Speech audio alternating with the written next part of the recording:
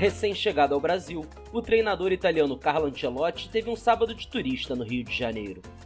O novo treinador da seleção brasileira visitou Cristo Redentor em um dia típico carioca, de sol, céu azul e sem nuvens. Acompanhado do coordenador de seleções Rodrigo Caetano, ele foi recebido pelo reitor do Santuário Cristo Redentor e pároco da paróquia São José da Lagoa, Padre Omar. O religioso ofertou um terço ao técnico multicampeão na Europa, que ainda recebeu uma bênção.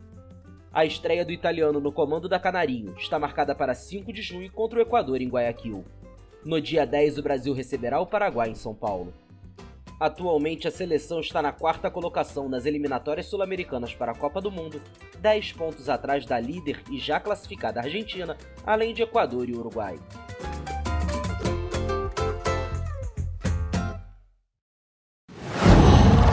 Qual?